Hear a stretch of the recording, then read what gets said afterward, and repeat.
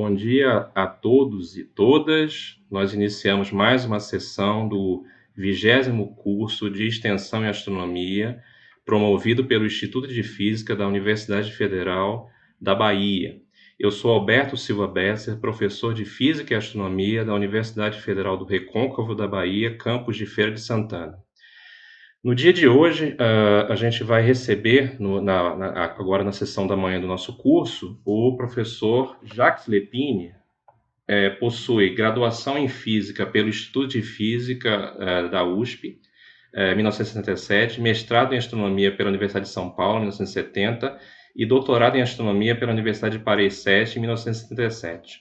Atualmente é professor titular da Universidade de São Paulo. Foi presidente da Sociedade Astronômica Brasileira, diretor do Instituto de Astronomia, Geofísica e Ciências Atmosféricas USP e membro do Comitê Assessor de Física e Astronomia do CNPq. É membro da Academia Brasileira de Ciências, tem experiência na área de astronomia, com ênfase em estrutura da galáxia e formação de estrelas, atuando principalmente nos seguintes temas: aglomerados abertos, meio interestelar e evolução da galáxia, além de desenvolvimento de instrumentos para astronomia. É coordenador do projeto Llama, que está instalando um radiotelescópio de 12 metros de diâmetro nos Andes argentinos, a 4.800 metros de altitude, para ondas submilimétricas. Convênio FAPESP, USP, Ministério da Ciência e Tecnologia da Argentina. E o tema do seminário é a dinâmica da galáxia na vizinhança do Sistema Solar, braços espirais e correntes de estrelas. Professor Jacques Lepine, grande honra em recebê-lo no nosso curso de extensão. Agradeço, como sempre que desde que o senhor aceitou o convite. Eu agradeço o convite, eu fico honrado.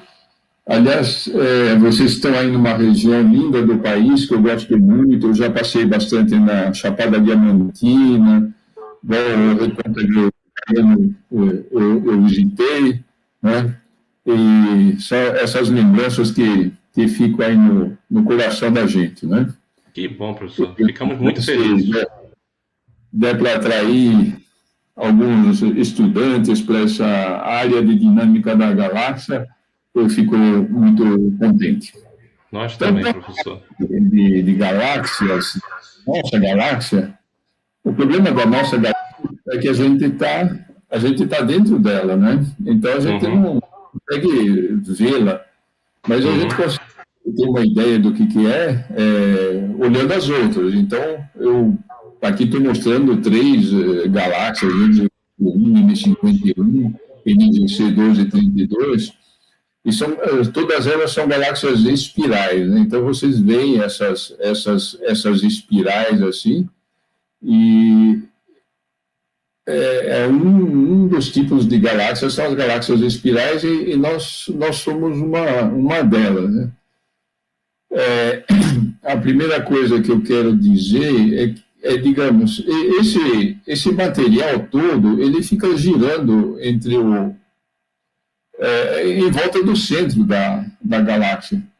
Então, acaba parecendo com alguma coisa que nem um sistema solar. Quer dizer, tem estrelas que estão em órbita, elas estão em órbita porque elas estão em equilíbrio de força, né? A força que atrai para a região central e a força centrífuga. E isso esse equilíbrio determina o raio da órbita, exatamente como os planetas em volta do Sol. Só que são milhões de estrelas que estão fazendo isso, né? E pelo fato de ter milhões de diferença, milhões de estrelas, desculpe, a diferença que surge com o sistema solar é que porque no sistema solar é o Sol que domina. Aqui, quando você vai se afastando do centro, você vai incluindo cada vez mais a massa de uma região toda cheia de estrelas, né? Então, a lei de diminuição da força com a distância, da força atrativa, não é lei kepleriana, não é 1/r², mas é uma coisa que vai muito mais devagar, né? Agora, quero mostrar uma galáxia NGC 891 que está sendo vista pela borda. Então, são as mesmas galáxias que a gente viu, se a gente olhasse pelo lado, conseguisse olhar pelo lado, eu estaria vendo uma coisa assim. Então, a gente vê que tem uma região um pouco mais densa no centro e vai assim, né? Na realidade, eu nem sei se essa galáxia aí está exatamente na borda, né? Mas o que eu quero dizer é que esse sistema é muito fino, né? Na dimensão que vocês estavam vendo antes, era muito grande, né? Sei lá, a forma era quase circular. E agora então, esse negócio de ser fino quer dizer que é um disco chato. Vocês podem pensar num disco de CD aí, é mais ou menos a forma de uma galáxia. Então, qual que é a vantagem dessa forma? É que as órbitas acontecem dentro de um plano, praticamente, né? O movimento na direção perpendicular ao plano vai ser muito pouco importante com relação ao que tem dentro do plano. Isso eu estou falando das estrelas do disco galáctico, né? Que a galáxia tem outros componentes ali, com o halo, com umas órbitas mais complicadas. Mas se a gente se coloca dentro do disco, então a gente vai poder tratar do problema das órbitas em duas dimensões. Que nem alguém que descreve a órbita de um planeta aqui no Sistema Solar, ele não vai fazer uma órbita em 3 dimensões, vai falar em 2 dimensões, né? Então, isso simplifica bastante o trabalho, né? Agora, nós não temos fotos da nossa galáxia, a gente não consegue sair aí da galáxia e ficar uma longa distância para saber que forma que ela está, assim, sem foto. Então, o que a gente faz? A gente faz que nem na época em que o pessoal fazia mapas do continente ali, sem ter acesso a fotos aéreas, a satélites e coisas assim. Ia calculando a distância de lugares. O pessoal acha que tal cidade está nessa direção ali, com tal distância, e vai marcando no mapa. E é isso que nós fazemos, né?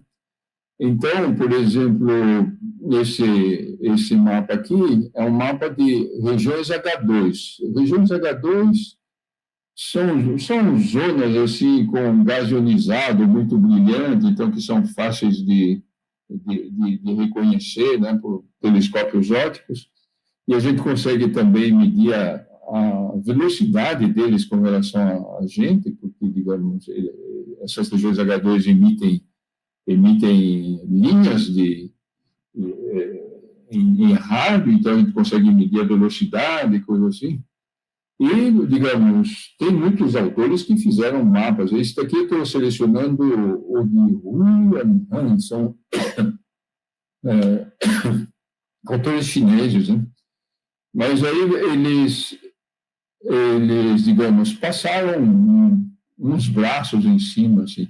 Outra coisa que a gente consegue ver, para quem mora dentro do nosso plano galáctico, é que tem direções em que tem muito mais objetos do que em outras direções, ao longo do plano, assim, né? Então, são as direções tangenciais. Quer dizer, numa direção tangencial é quando você penetra num braço e fica um tempo razoável lá dentro antes de sair de novo, né? Porque está pegando na tangente. Então, aqui tem, por exemplo, um autor aí, o Vallée, que ficou estudando as direções tangenciais e tudo. Enfim, com isso a gente consegue ter uma ideia de onde estão os braços, né? Mas o que eu quero discutir agora, por um tempinho, é o que é um braço espiral. Bom, vocês viram a primeira foto, quer dizer, descrever o que é um braço é uma zona mais brilhante e que tem essa forma espiral. E por que ela é mais brilhante? Que a gente vê os braços e não vê tanto as regiões entre os braços. Isso é porque são zonas onde acontece a formação de estrelas. Então, tem umas estrelas que são muito brilhantes, que nem as estrelas de tipo espectral O, B, mas que têm vida muito, muito curta. E essas estrelas, as estrelas em geral, nascem nos braços, né? Agora, por que nasce nos braços? O que é um braço? Tem muitas teorias e tem muita gente que não está de acordo, né? Então, digamos, com o grupo com o qual eu trabalho aqui na USP e alguns outros, a gente está vendo qual que é o caminho, né? Por exemplo, tem muita gente que pensa que são simplesmente ondas de choque no meio interestelar.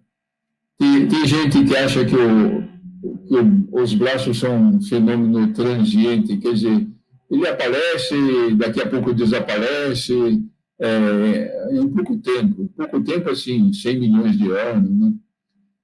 E tem outros que acham que é a formação estocásticas de estrelas. Isso significa assim, tem umas estrelas que se formam e aí elas perturbam o meio e aí vai propagando essa formação de estrelas e devido à rotação diferencial aí, que eu vou explicar um pouquinho melhor, elas acabam se colocando na forma de uma espiral, né?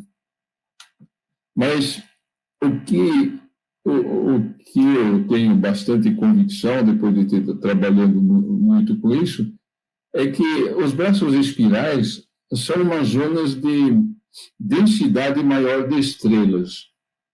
E como é que pode ter uma densidade maior ali? Porque as órbitas das estrelas, a gente pode ver aqui um modelo que foi proposto pelo Carnage em 1973, então é uma espécie de onda de densidade, mas onda de densidade massiva e não do gás, né?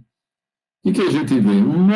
Aqui a gente desenha um monte de órbitas, todas elas são iguais. Não parece assim, mas elas são iguais a menorzinha em que a gente consegue enxergar inteiramente, né? E aí, de uma órbita para outra, a gente dá uma pequena girada, né? É como assim, se as órbitas estivessem organizadas, né? E aí a gente constata que tem regiões do espaço onde as órbitas organizadas assim passam muito próximas uma da outra. Se as órbitas estão muito próximas, significa que tem muitas estrelas nessas regiões aqui e aqui, muito mais do que nas outras regiões. E o fato de ter muito mais estrelas significa que são zonas que produzem uma atração, né, das estrelas, porque a força gravitacional é atrativa. Se você põe uma zona com mais estrelas do que a média do disco, as outras vão enxergar aquilo lá como sendo um ponto de atração, né? E isso acaba gerando, digamos, uma facilidade de subsistência, de existência por mais tempo desse tipo de perturbação. Observacionalmente, se você pega assim uma galáxia qualquer e vai dando a volta do centro e vai vendo o que acontece, você vai ver que atravessa umas zonas que têm uma densidade maior, né? Uma densidade maior de estrelas, densidade superficial. Então, a gente trabalha com um modelo em que, bom, essas zonas aqui a gente vai descrever como se fossem umas gaussianas, simplesmente. Se está atravessando aqui, opa, então você está entrando numa zona em que você tem mais massa.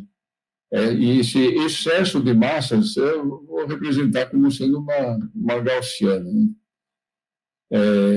Isso é para descrever de forma matemática bastante simples o que é um braço, né? Agora, para entender órbitas dentro do disco da galáxia, a ferramenta indispensável é integrar as órbitas. Você fala, mas o que quer dizer isso, integrar? Eu sei integrar números, né? Mas integrar órbita. É assim, a gente pega um ponto aí uma estrela que a gente está vendo hoje, e vai falar, eu quero ver onde ela estava no passado, né? Ou melhor ainda, tanto faz, né? Onde ela vai estar no futuro. Então, hoje ela está aqui num pontinho, nesse ponto aqui, onde eu estou vendo a estrela. E ela está então, na posição, um vetor P para indicar a posição, e ela está com uma velocidade V, né? E como é o ponto inicial, chama de P0, V0. Aí, eu quero saber, um instantezinho muito curto depois, onde é que essa estrela vai estar. Ué, se ela está aqui com uma certa velocidade nessa direção V, ela vai andar nessa direção. Então, no instante T0, que é o instante inicial, mais um instantezinho, um tempo muito curto, ela vai estar no instante T1, então, com a posição que é o P0 mais, que é a posição inicial, mais V dt, a velocidade vezes o intervalinho de tempo, né? E a velocidade, como é que ela varia? Ela vai ser o V0 mais a aceleração vezes dt. Você fala, bom, isso você sabe, é uma coisa de dinâmica simples, né? A velocidade ela varia com aceleração, e uma pequena aceleração vai dar uma pequena alteração de velocidade que é dada por aceleração vezes o intervalo de tempo, né? Então, muito bem. Com isso, eu acabo descobrindo, então, para o ponto P1, qual que é a velocidade dele e qual que é a posição dele. Ah, bom, aí eu aplico exatamente a mesma regra e vou para o ponto P2, P3, P4, P5. Eu vou percorrendo a órbita aqui. E diz, mas como é que eu sei a aceleração? A aceleração é o efeito das forças sobre a estrela, né? E eu estou dizendo que, digamos, o disco da galáxia funciona mais ou menos que nem o disco onde se encontram os planetas do sistema solar. Em cada ponto qualquer distância que você se coloca do Sol, você sabe qual que é a força que está atuando, né? Porque aí é força muito, muito fácil, proporcional a 1/L², ali, kepleriana, coisa assim.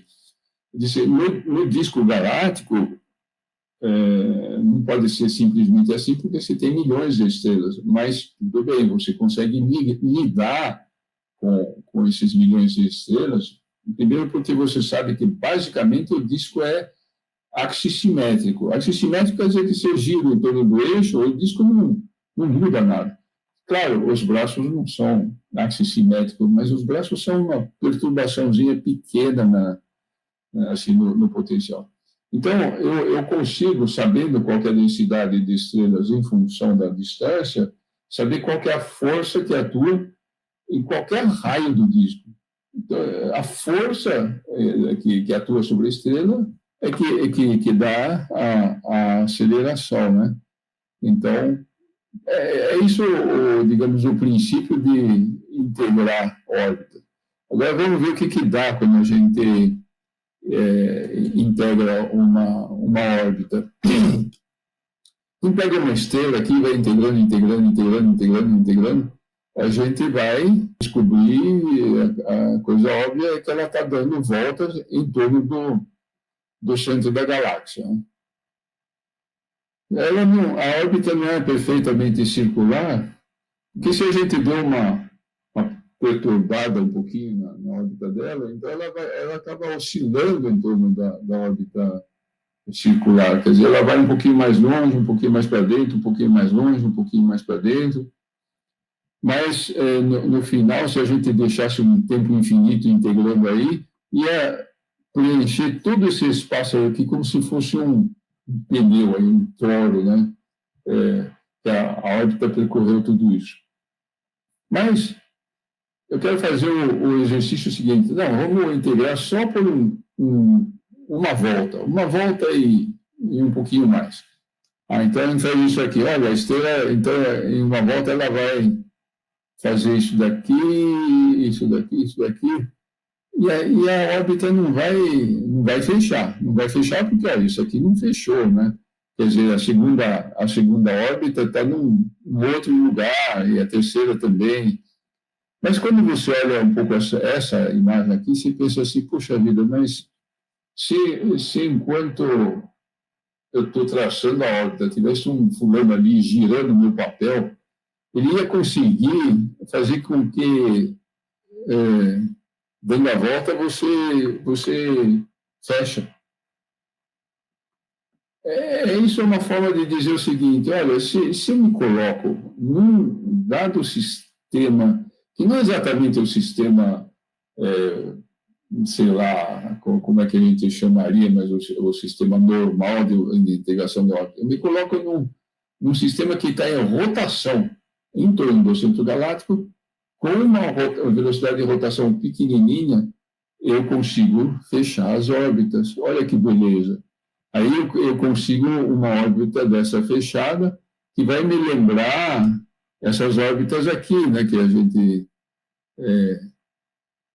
estava falando que o Karl Marx propôs. Né? Então, a gente precisa de órbitas fechadas nos nossos cálculos, porque elas é que dão a estabilidade à estrutura espiral, né? E isso quer dizer também, olha, a estrutura espiral é uma coisa que você enxerga e vai entender se você se coloca nesse sistema que está girando com uma pequena velocidade, né? Então, digamos, a gente tem, peraí, deixa eu voltar aqui, a mesma órbita no referencial em rotação, a órbita fecha e passa a ser a mesma para voltas sucessivas. Quer dizer, fechou, a próxima vai fechar também, a próxima vai fechar também. Então, vai ser um negócio que vai durar para sempre. Né? As órbitas não precisam ser assim, exatamente simples e iguais todas elas, que nem no caso das órbitas de Karl Marx. Vou dar um exemplo aqui, né? Isso aí foi feito um trabalho de cálculo de órbitas no potencial da galáxia e num referencial em rotação, escolhendo uma rotação que dá certo, né? Quer dizer, depois a gente tem que se preocupar em calcular essa velocidade de rotação do sistema no qual a gente apresenta as órbitas. Mas vocês veem que, puxa vida, aí já ficou muito mais parecido com... Esse aí é um modelo da nossa galáxia, né? Então ficou muito mais parecido, né? A gente tem uns braços aí que tem até um número maior de braços, a gente vê 4 braços aqui, tem uns que meio terminam, então isso aqui já ficou com cara de galáxia, só que ela está explicada em torno da forma das órbitas. Né? Continuam sendo órbitas com pequenos ângulos, mas elas levam em conta as pequenas perturbações das próprias órbitas. Agora eu vou para esse slide, que ilustra também uma coisa. Eu disse que o braço é uma coisa que tem massa, né? Tem mais massa de estrelas dentro do braço do que fora da estrela, então é uma coisa que atrai a matéria. Atrair a matéria é uma coisa que a gente pode representar como um buraco dentro da descrição da força gravitacional, quer dizer, vamos dizer, o potencial gravitacional, ele tem essa cara aqui. Lá vocês veem que no centro aqui, vocês caem num buracão, né? Bem fundo. Isso é porque tem muita estrela lá no centro, tem massa no centro, então o centro atrai muito, né? E quando você vai em regiões mais distantes, onde nós estamos, você vai perceber o braço como não um buracão, mas um buraquinho, né? Mas, digamos, o pano de fundo é um potencial axissimétrico. Axissimétrico quer dizer que eu giro ele em torno do eixo, ele fica igual sempre, mas os braços eles não são axissimétricos, né? Então, agora vamos pensar um pouco nesses. Primeiro, vou pular um slide aqui e ir para esse daqui, só para dar um respiro para vocês, né? Falar, bom, o que é um poço de potencial? Um poço de potencial é um buraco que atrai as coisas, né? Que atrai as estrelas. Então, vamos pegar um modelo de poço de potencial que atrai, por exemplo, a água que cai numa rua aqui, né? Tem uns caras que não estão achando muito convincente que essa canaleta aí vai conseguir dar conta, né? Realmente essa canaleta é muito pequena. E aqui, aqui é uma foto das cataratas que tem lá na Zâmbia, né? Victoria Falls. Aí vocês veem um buraco de potencial que atrai, quer dizer, o material que está em volta cai lá dentro e não sai mais, não, né? Quer dizer, vai acabar tendo uma espécie de rio lá no fundo e vai ter uma agitação muito grande aqui. Eu diria que, poxa, uma agitação dessa é uma coisa que é favorável à formação de estrela. No fim, você quer onda de choque, né? Você não quer que a onda de choque seja a própria definição do braço, né? Então, agora eu vou... Bom, não sei se vocês se convenceram do que é um braço espiral, né? Como sendo um buraco no potencial. Mas tá aí, vamos voltar à questão agora da rotação desses braços.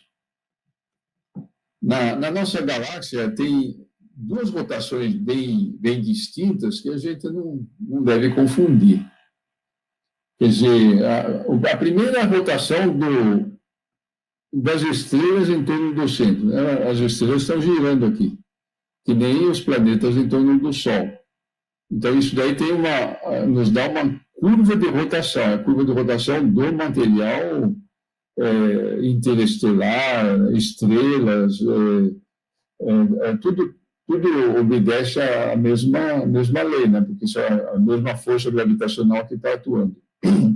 A gente consegue, digamos, medir a curva de rotação porque a gente, digamos, está dentro do plano, a gente olha numa direção e vai ver material vindo para a gente, né?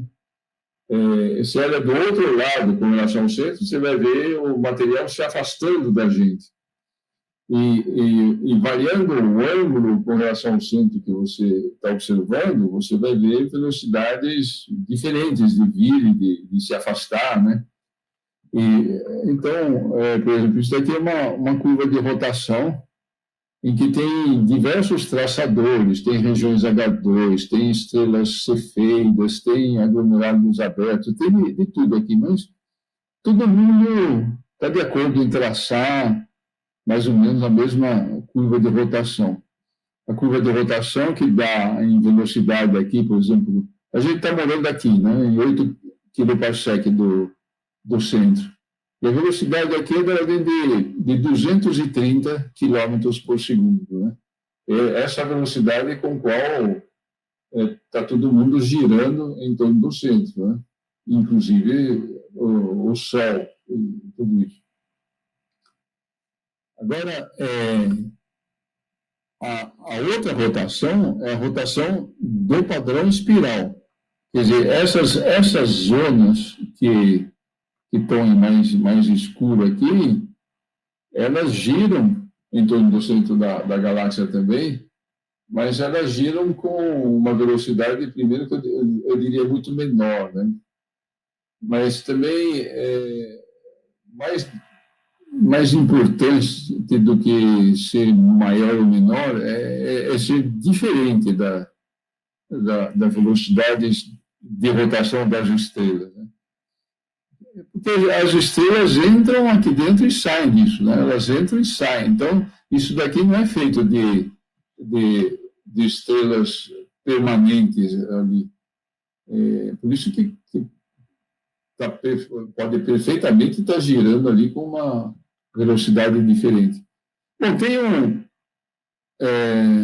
um aluno meu aqui, que é ex-aluno, né, que fez um modelo para descrever o braço espiral de uma forma simples. Eu falei, a gente vai descrever como sendo uma gaussiana. Muito bem, é isso daqui, né?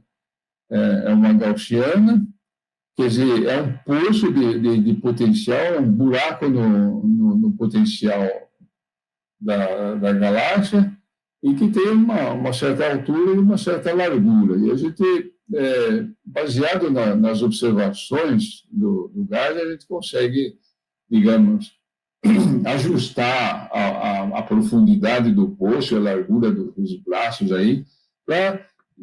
Eu acho que eu estou descrevendo razoavelmente bem o que é a nossa galáxia, né? Então, agora aqui, eu falei, são duas velocidades muito diferentes.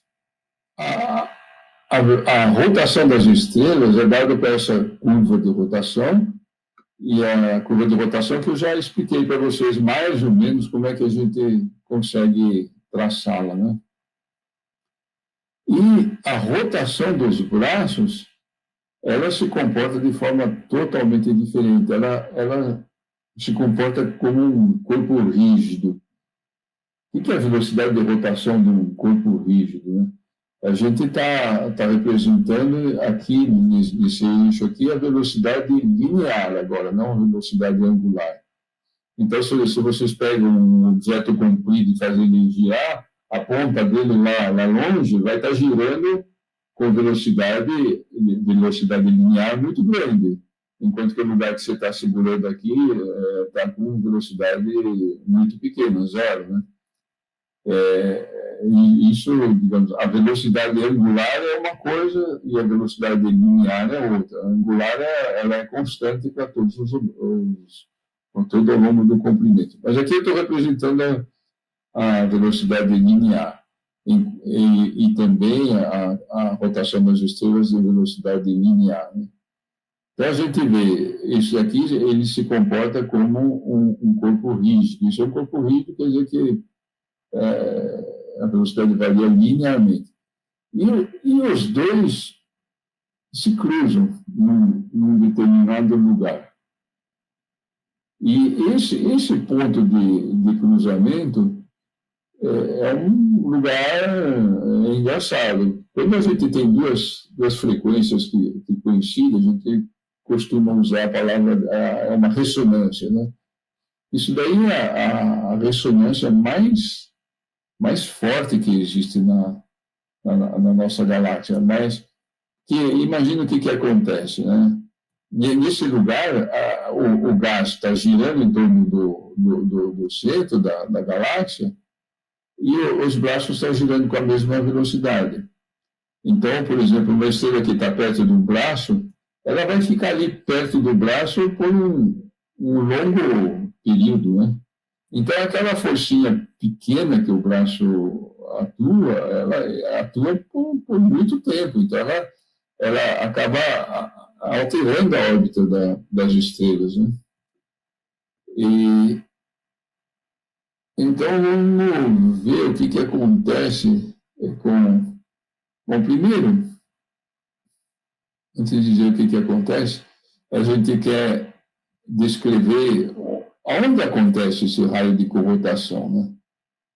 Então, eu desenhei lá como sendo uma linha reta, mas qual que é essa velocidade, essa inclinação dessa linha reta, né? Eu tenho que descobrir um meio de medir a velocidade de rotação dos braços. E a gente consegue alguns truques aí que permitem medir a velocidade de rotação, e um deles é observando os aglomerados abertos de galáxia, né? De galáxia. Da nossa galáxia, claro. A gente só está interessado no momento da nossa galáxia.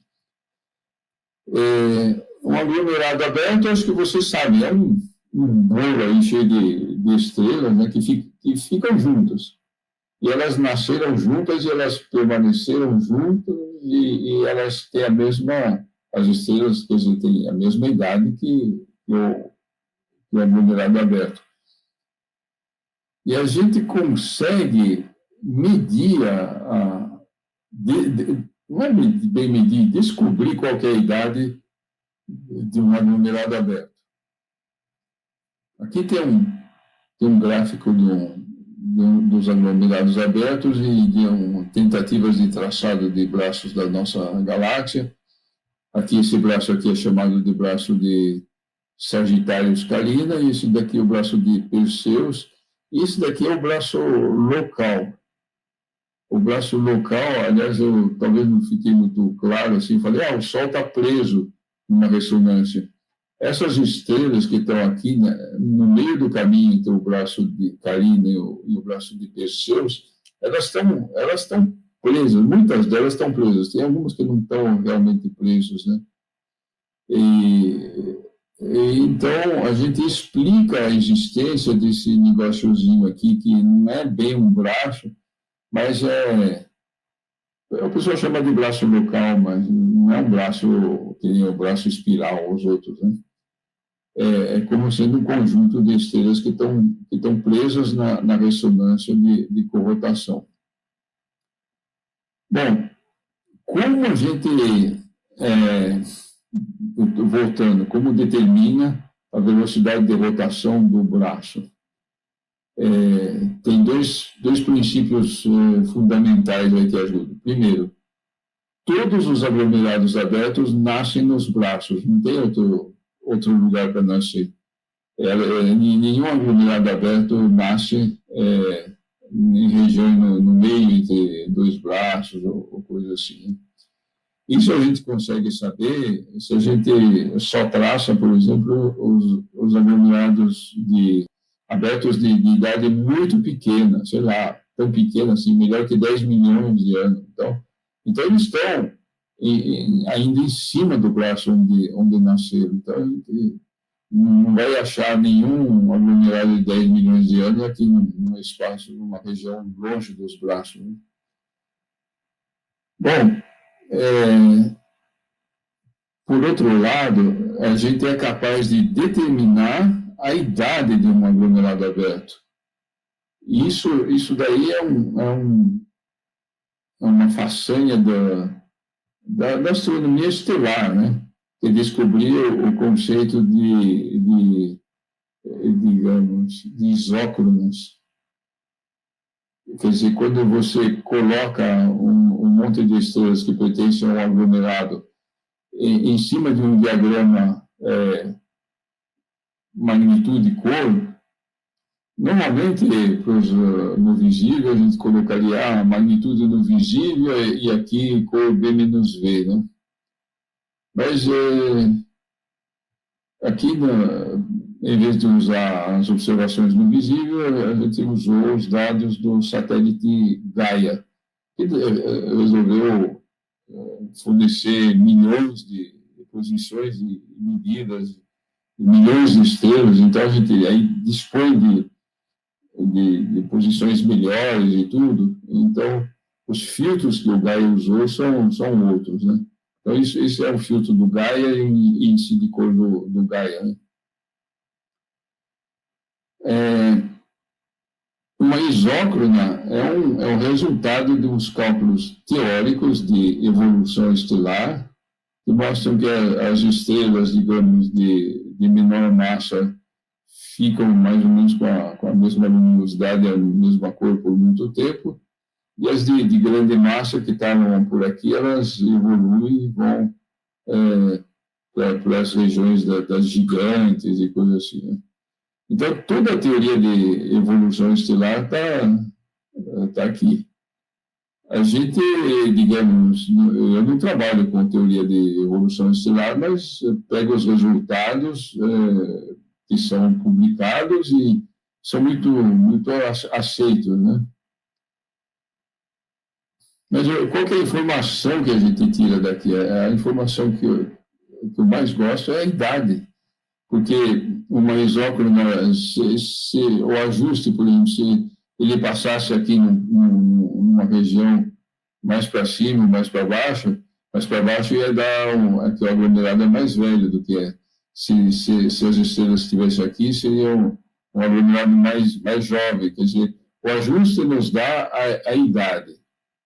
Então, a gente tem essas duas informações, olha, do aglomerado. A gente sabe onde ele está hoje e a gente sabe qual é a idade dele. Mas também, como a gente tem esses dados todos do Gaia, a gente sabe a velocidade dele, sabe a distância dele. A gente tem as condições iniciais da órbita, que é a posição hoje.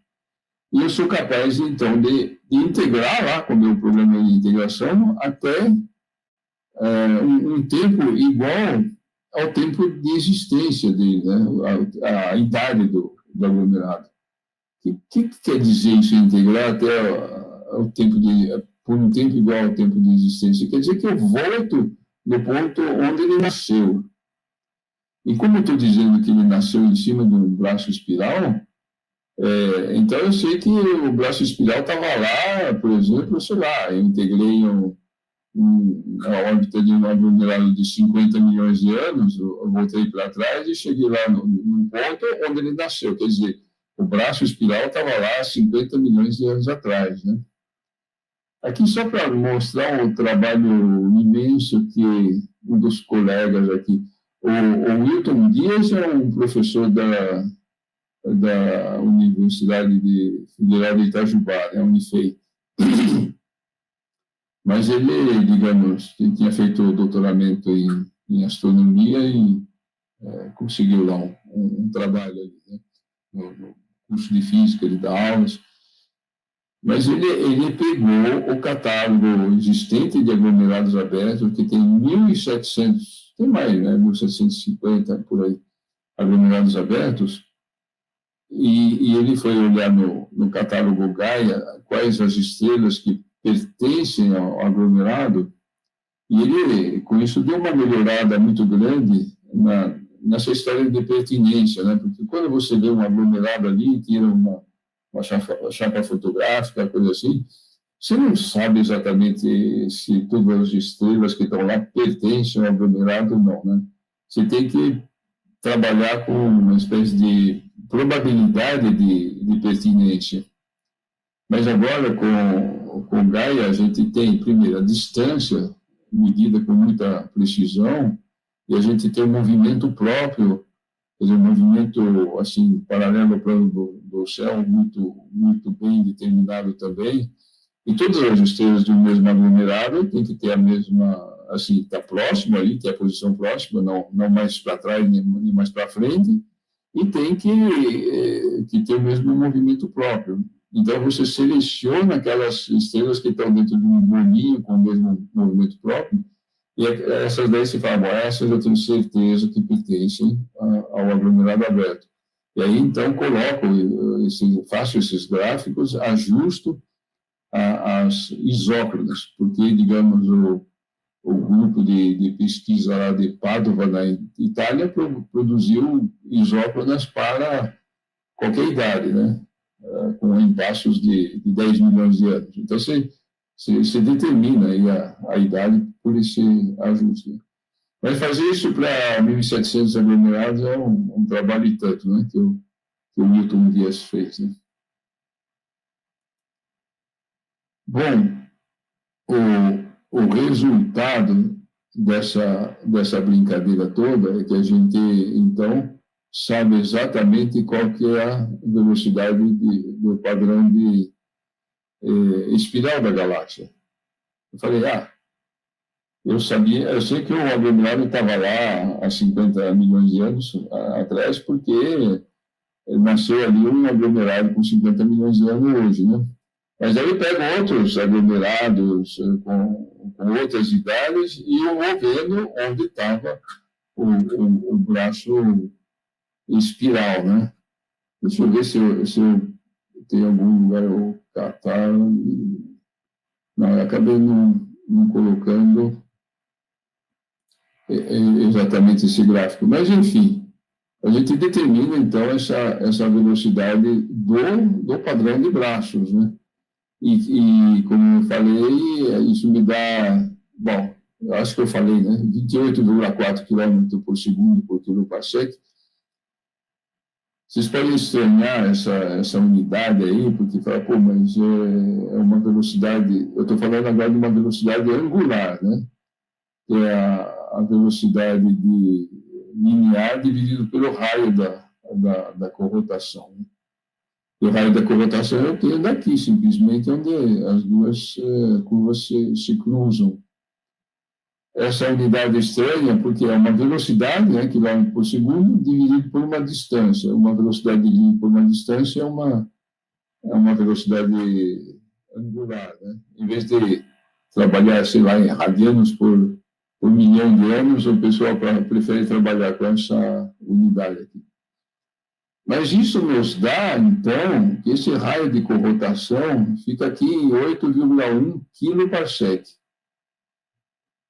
8,1 kg parsec, poxa, mas olha, isso aí é exatamente a distância do Sol até o centro da galáxia. Que coincidência, que coisa, né? Nós estamos aqui nesse lugar da corrotação.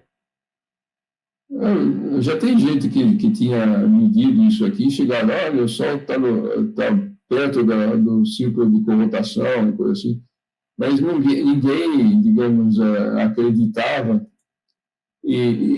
Inclusive, eu já fui criticado, falei, isso daqui como é que é antropomorfismo? Se é um termo assim para dizer, olha, o pessoal sempre quer estar no centro do mundo, né?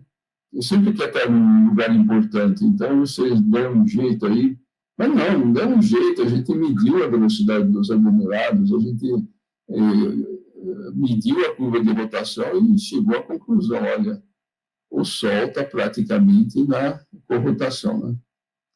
Agora eu vou falar um pouquinho da corrotação num outro ambiente, que é onde acontece uma coisa muito curiosa.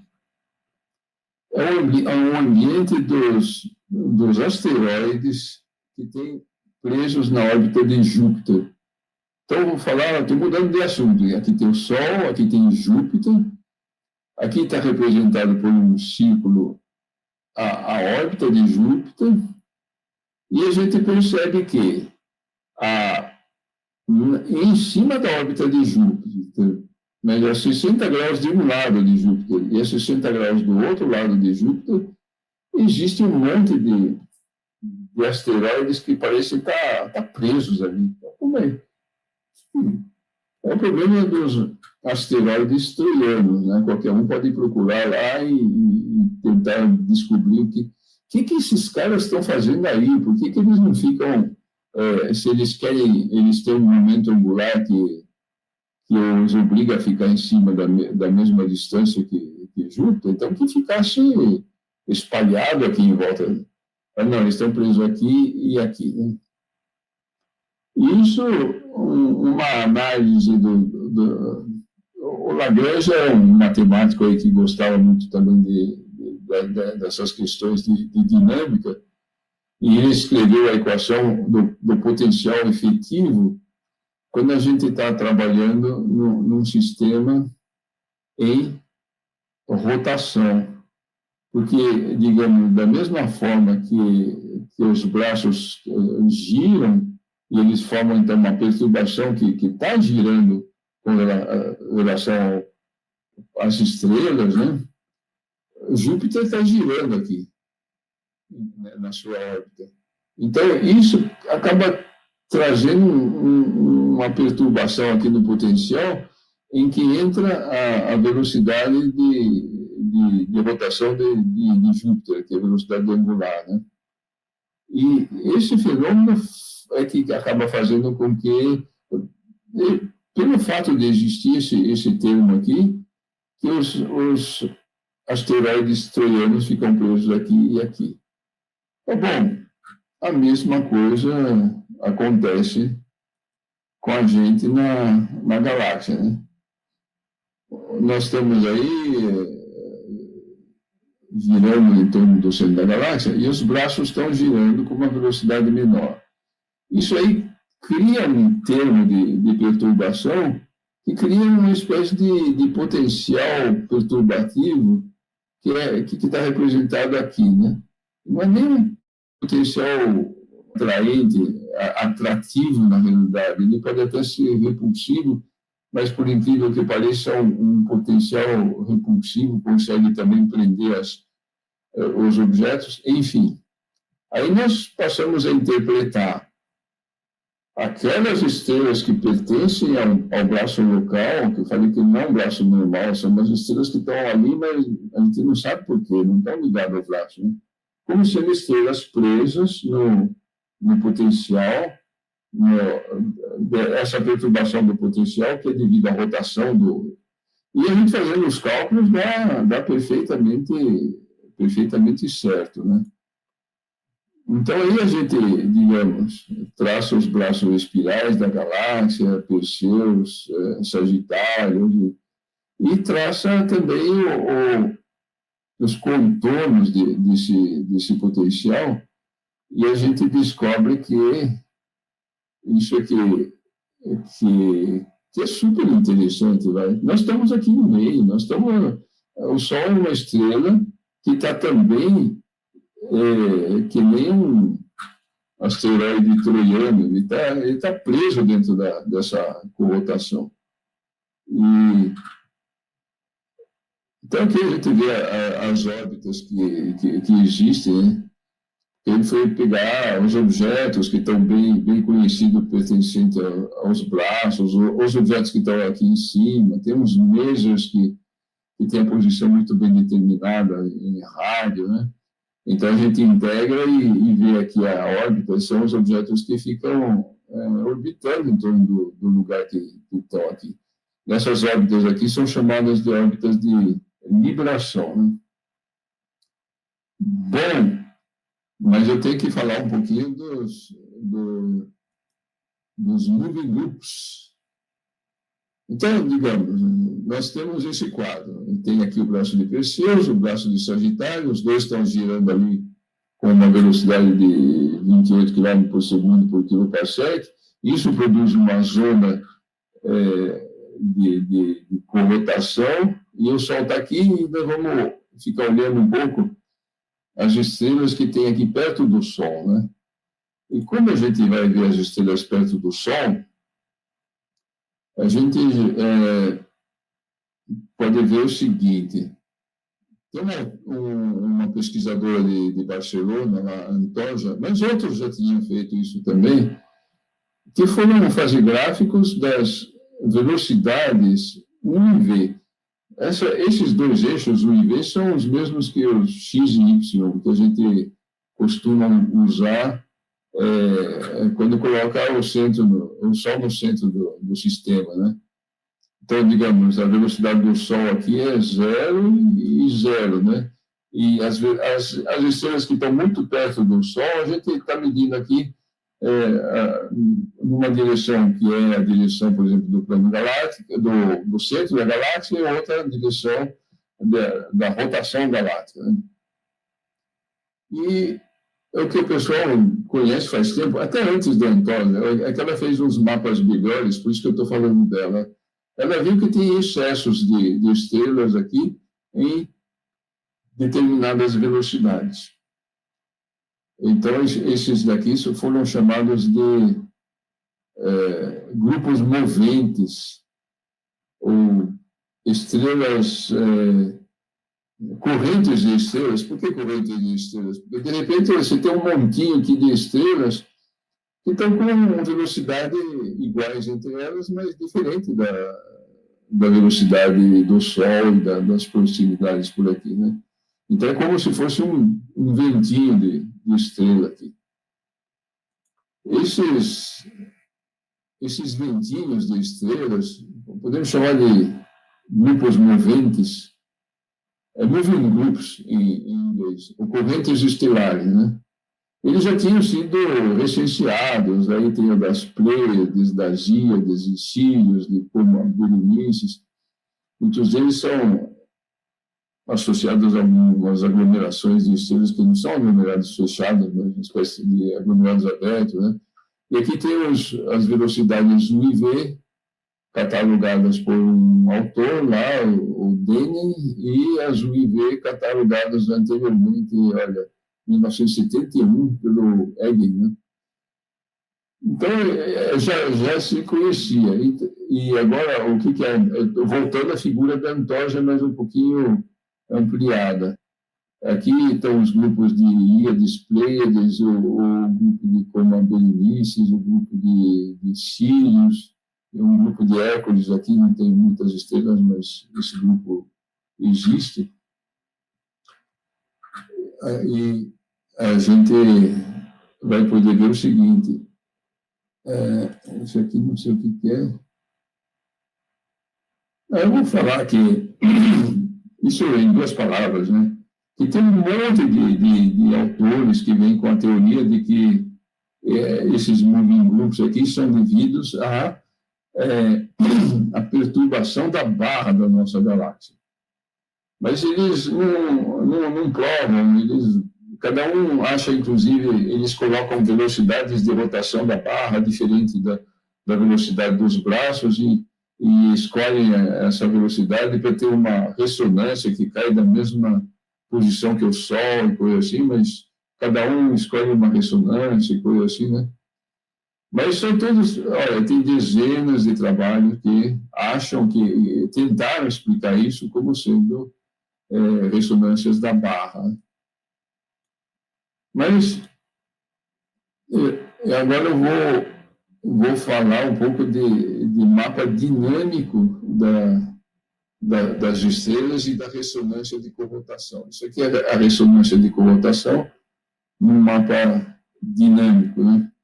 E mapa dinâmico é mais um conceito assim que nem todo mundo entende, né? Porque, digamos, eu tenho a sorte de que no grupo aqui do IAG tem uma astrônoma que trabalhava justamente com asteroides troianos e outros asteroides e classificava os asteroides e ela estava perfeitamente consciente da existência de órbitas caóticas. Então, vou falar um pouquinho de órbitas caóticas para voltar nessa figura aqui. O que é o caos em dinâmica, né? O caos por aí, a gente sabe bem o que acontece, né? Basta ver o governo por aí e falar, pô, mas que caos. Não, mas caos em dinâmica é um caos diferente. Vocês viram como é que a gente faz a integração da órbita de uma estrela, né? É uma coisa bem simples de cálculo, de você ir calculando a posição, nova posição, nova velocidade, nova posição, nova velocidade. E o que a gente espera, né? Quer dizer, um astrônomo dinâmico iniciante vai dizer, se você pega 2 estrelas muito próximas uma da outra, elas vão ter diferenças muito pequenas de condição inicial, né? Por exemplo, aqui são 2 estrelas muito próximas aqui. Isso aqui é a posição inicial. E velocidades também. Você vai pegar 2 estrelas com velocidade muito parecidas, e aí você integra, você vê, bom, com o tempo elas podem até ficar um pouquinho separadas, mas não muito separadas, né? Vão ficar ali próximas. Se estão próximas hoje, estavam próximas no passado, né? Agora você, de repente, vai encontrar, digamos, duas estrelas aí que elas estão próximas hoje, têm velocidade muito parecida, mas você faz a integração para trás e se uma vai para um lado e outra vai para o outro, e elas se afastam tremendamente. Mas como é que pode isso, né? Todo mundo achava que era erro de computação. Nossa, o computador não vale nada, ele, sei lá, não tem a precisão necessária, né? Aí o pessoal foi melhorando a precisão dos computadores e dos cálculos de órbita e foram vendo e acontece uma coisa muito, muito interessante, né? Bom, a gente vai fazer mapas, né? Peraí, mapas dessas regiões que dão origem a estrelas, a órbitas caóticas, né? E é o que foi feito aqui, né? Isso aqui é um mapa dinâmico. Então, mapa dinâmico é isso. Você pega cada órbita que se calcula também a órbita de algumas estrelas próximas e vê se elas vão continuar juntas no futuro ou estavam juntas no passado, tanto faz. E se elas estavam juntas, bom, é uma órbita normal. Mas se elas não estavam juntas, é uma órbita caótica. E aí você vai colocando de uma cor um pouquinho diferente, aqui não é colorido no gráfico, mas as órbitas que são caóticas. E você nota o seguinte, as órbitas caóticas, elas produzem uma fronteira, um contorno entre as órbitas, digamos, do interior da ressonância e do exterior da ressonância. Isso aqui é a ressonância de corrotação e isso aqui é uma outra ressonância, quando a gente chama de 8:1, né? Quando dá 8 osciladas em uma volta, coisa assim. Mas acontece o seguinte, que aqueles mapas que foram feitos pela Antoja ou por outros que tinha aqui bem descrito quais são as anomalias que tem na vizinhança solar. Essa entradinha aqui, você vê que está aqui em menos 40 km por segundo, e aqui isso aqui está mais ou menos um pouco mais que menos 20, elas encaixam perfeitamente aqui dentro. Quer dizer, os caras são um pouquinho diferentes, nem são tão diferentes, né? Mas elas encaixam, quer dizer, esses moving groups, grupos moventes ou correntes estelares, eles estão aqui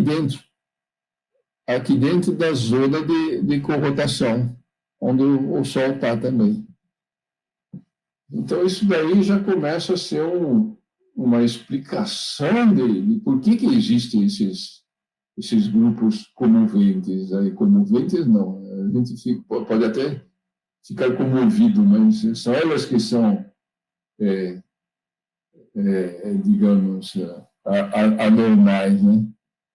Então, eu expliquei o que é o mapa dinâmico. O mapa dinâmico é um mapa onde a gente representa as órbitas caóticas, a gente descobre, mas outros já tinham descobrido isso com os asteroides, né?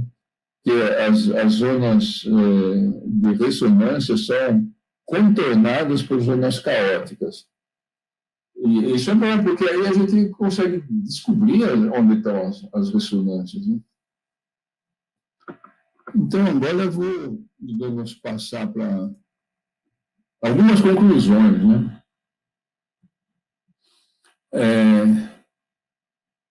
Primeira conclusão, a zona de commutação.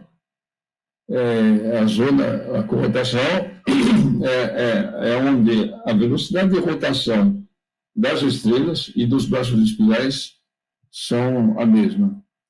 Ela está... isso é o raio de commutação, e ela produz uma zona de commutação que é mais estendida do que simplesmente o raio, né? Ela forma uma espécie de zona na qual a commutação tem muito, muito efeito. E essa zona é circundada por uma fronteira de região caótica, né? Segunda conclusão, o Sol se encontra dentro da zona de commutação. Então, mas por sorte, digamos, não está na fronteirinha. Por sorte, sua órbita não é caótica. respirem aliviados, colegas, né? A órbita do Sol não é caótica, ele não vai embora para qualquer canto da galáxia aí de repente, não. Está aí tranquilão, né? O Sol fica preso dentro da zona de corrotação, como os asteroides troianos dentro das suas zonas de corrotação. O que é ficar preso?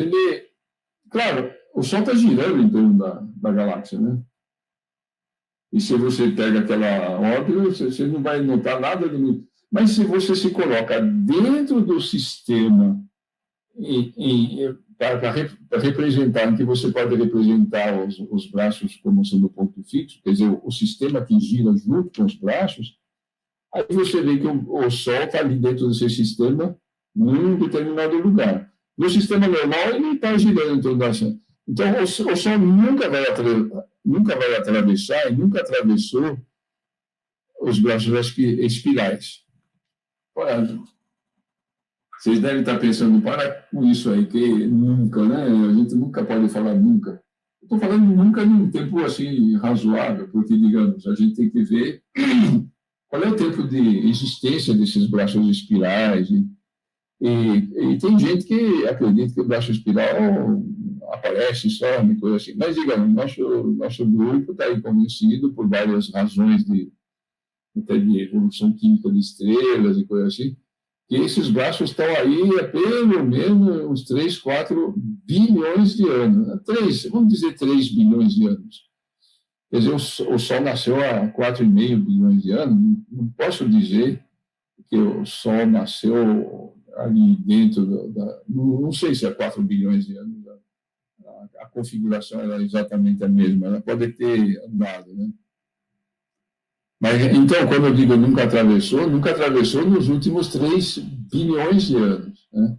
Mas 3 bilhões de anos já é uma fração muito grande da vida do Sol. Né? E algumas pessoas que tentam pensar como é que evolui a vida na Terra, como é que ela se desenvolveu em outras estrelas. Tem alguns que acham que você precisa de pelo menos um bilhão de anos para a vida sair da fase de moléculas orgânicas complexas e coisas assim, até evoluir e virar um ser, né, mais ou menos inteligente que nem a gente, né? E se a gente pensava há pouco tempo atrás, eu mesmo pensava que o Sol não é preso, então ele vai atravessar, ele atravessou os braços espirais. E uma noção bem difundida é que os braços espirais são mortais, porque tem uma quantidade de informação da estrela muito grande, então tem raios cósmicos, tem raios X, tem tudo quanto é coisa que esteriliza qualquer planeta, né?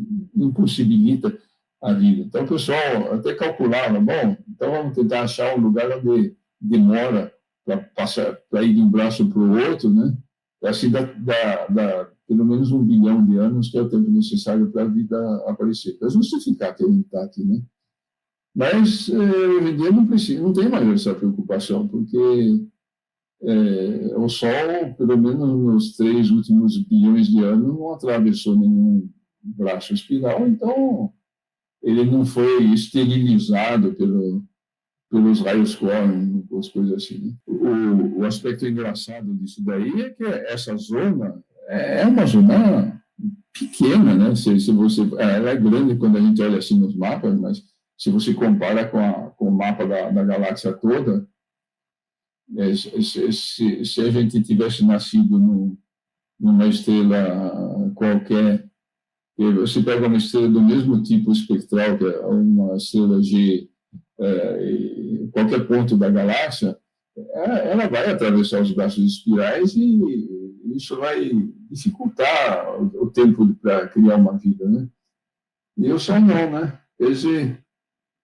Pode ser para quem gosta de brincar com essas coisas, não é tão brincadeira, né? Mas, olha, isso então talvez seja uma explicação de por que a gente está onde a gente está. E afinal, você joga uma estrela qualquer no disco galáctico, não vai rolar, né? Mas se jogar ela ali na zona de corrotação, aí a vida aí tem melhores chances de aparecer, né?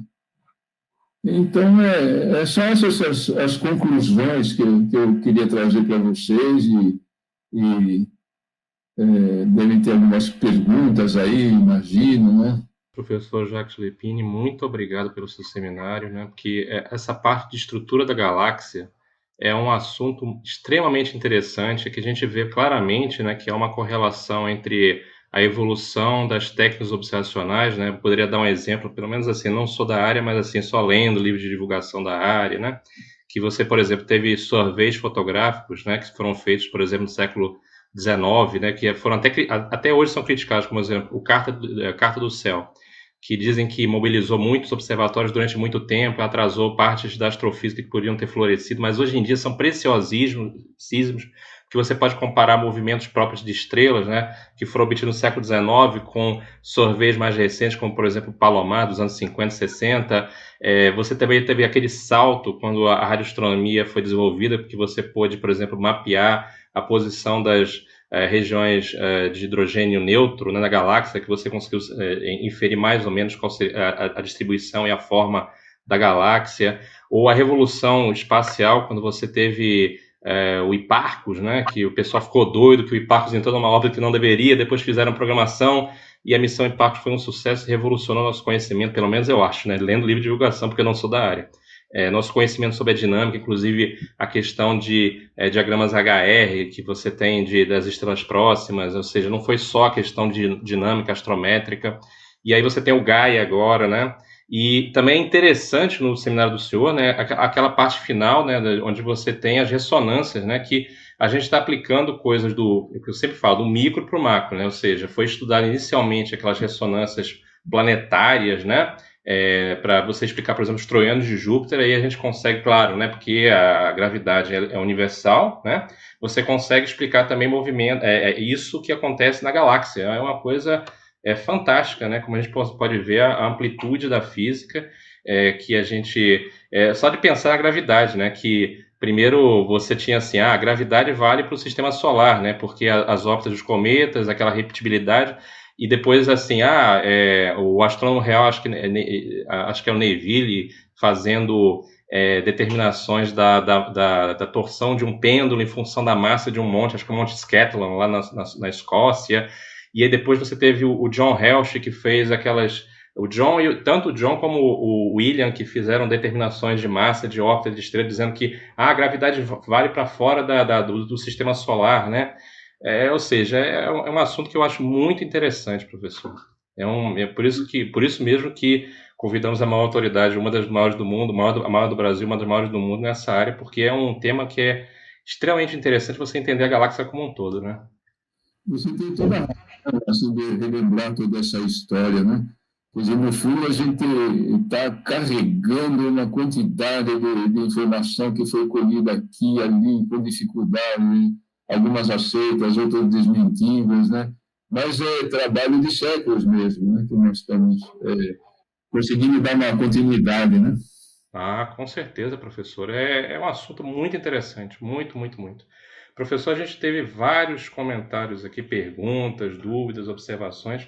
Eu vou começar a passar para o senhor alguns, né? Porque teve vários, assim. Eu peço também perdão à nossa audiência, que de repente alguma eu posso me passar, porque o pessoal sabe que aqui no curso eu sempre faço aquela pergunta derradeira, nada apocalíptico, nada prometedor sobre a profissão, como a gente conversou no início, né? Antes de ir para o online. A primeira que foi postada foi até do nosso coordenador aqui do curso, o Fernando Munareto, né? E acho que ele vai depois puxar minha orelha se eu não falar sobre a Chapada, né? Porque o Fernando Munareto, ele mora na Chapada, ele passa uma temporada em Salvador, depois vai para a Chapada. Ele trabalhava como guia também lá e ele também faz divulgação científica lá. Então, ele ficou muito feliz, postou comentários no chat, né, sobre Igatu. Quando o senhor falou, ele ficou muito feliz, né? Olha a coincidência, né? Olha a coincidência, né? Chapada, né? Pergunta para ele se ele conhecia o guia Joás. Joás. Ele vai postar aqui, com certeza ele vai postar alguma coisa de Joás aí. Vamos ver, vamos esperar. Então, a pergunta do Fernando aqui, até aproveitando esse gancho, foi o seguinte: professor Lepine, o que nos leva a perceber que a Via Láctea é uma espiral do tipo barrada? É aquele que foi há uns 20 anos atrás, aquele artigo saiu, né? Que teve muito impacto na mídia, né? Como é que a gente consegue perceber que a Via Láctea tem aquela barrinha que sai do núcleo? Pelo menos é o que se imaginou, ou se teorizou, ou se fez a hipótese, né? Assim, analisando as contagens de estrelas, né, principalmente no infravermelho. O problema da barra é que ela está lá no meio de um. Assim, tem muita extinção interestelar, né? Então a gente não consegue enxergar no visível e fazer qualquer nível.